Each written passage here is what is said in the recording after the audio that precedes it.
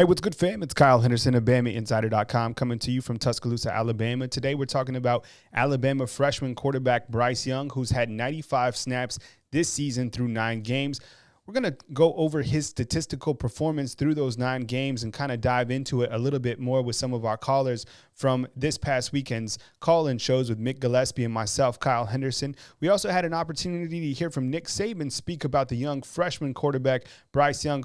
And Nick Saban talked about his development and that he's growing, and they want to get him more opportunities. We want to hear from you also in the comment box. What is your early assessment of Bryce Young? Do you feel that he needs more reps? What is your take on the 5-star freshman during the 2020 season? Here's Nick Saban talking about Bryce Young on Monday, December 7th.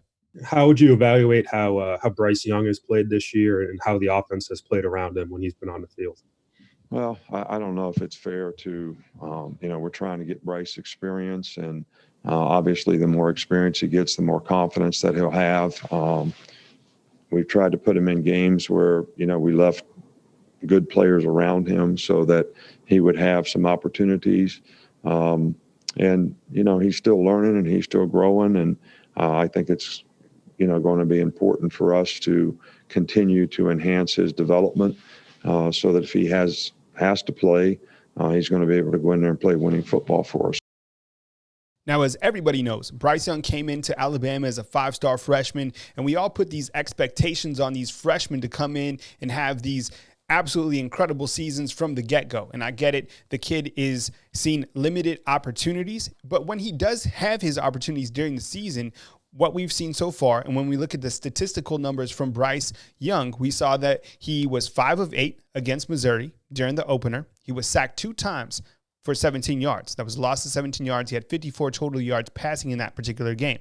Against Tennessee, I thought, in my opinion, that was his best performance. I mean, he should have had a touchdown in the game. It was a touchdown that was dropped by Slade Bolden, but overall, he was 3 of 5 in that game. Again, just throwing the football 5 times. He was also sacked 1 time.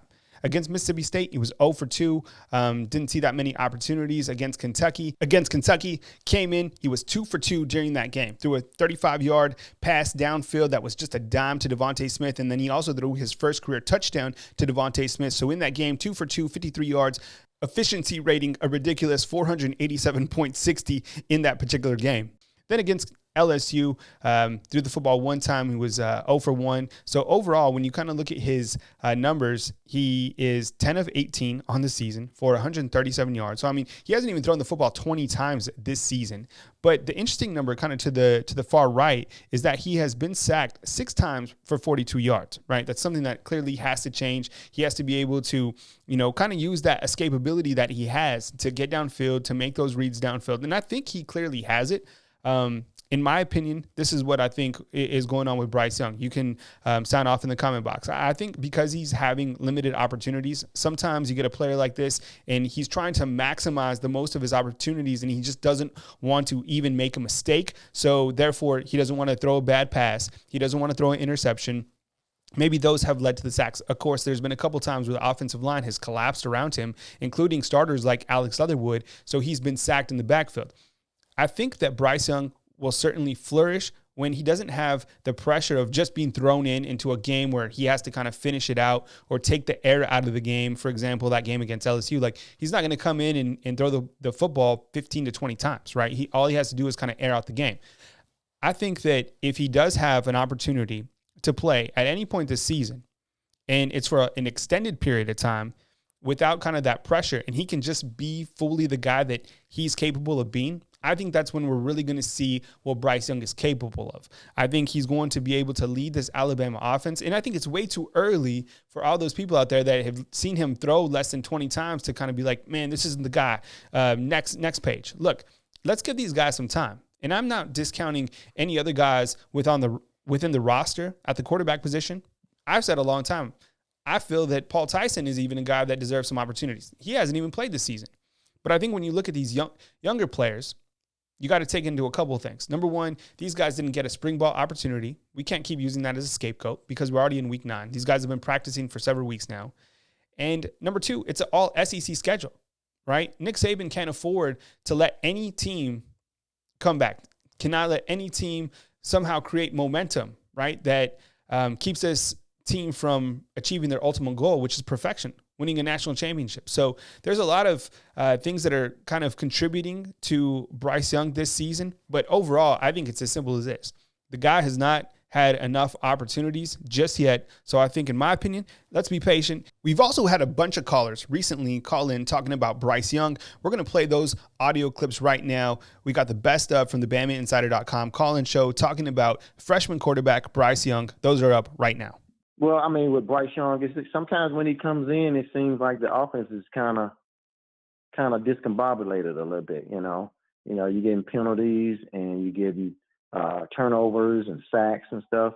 I think he's gonna be fine. He just didn't have a spring practice to help him further along in his development. But I think he'll be okay. But I think when he comes into the game, I would like to see him take command in the game, because I hate to compare him to Tua, but I just remember when Tua came in the game when he was a freshman, he was very confident in what he was doing. But of course, Tua did have a spring practice to go to, and Bryce didn't. You were also correct about Bryce Young. I'd like to get what previous call said. The reps have been extremely limited. Saban should have gotten him in right before the end of the third quarter, but his comfort level with the team right now is still not where it needs to be. Yes, could we win without Mac Jones? Be Florida without Mac Jones? I'm not so certain of that. Yeah, it's not, because I'm totally Bryce Young's fault. I mean, it's Corona's year, so there's no Citadel to give him his reps, and there's no, whatever cupcake we had on our schedule for him to get his reps. Now we're going to have to do it against Arkansas. Okay, next week against Arkansas, we still have to win the game, of course. Mm-hmm. But if we get up on Arkansas the way we got on LSU, Bryce Young should play, almost the entire second half in that game, in my opinion, if we get up that big of a lead.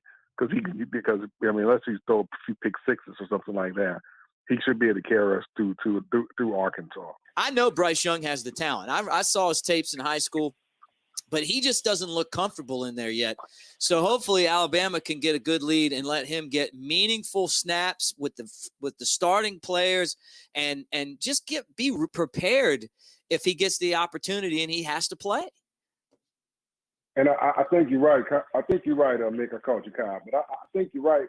And I think they got it when they put Bryce in. I'll be honest, Mick. I think they got to start letting him throw the ball. Yeah. He comes in and it seems like he's just handing it off. Like I told Kyle last night, I feel like Coach Saban put the brakes on in the second half. I feel like we could have put 80 on LSU if we wanted to. I would have loved that. And I would have loved it too. And I just feel like I sometimes I look at Bryce Young too, his pocket awareness. The sacks he takes, it's like he drops and then he never looks to his right. He never does. And he gets sacked all the time. Yep. And I don't know if that has to do with experience. I'm pretty sure Sarkisian is coaching them up on that, but I would like to see him start letting him throw the ball a little more. Let him get comfortable, because let's be honest, man. He's got to be the man next year. Yeah, that's right. I don't think Mac's staying there after this year. They win it all. What sense would that make for Mac to come back?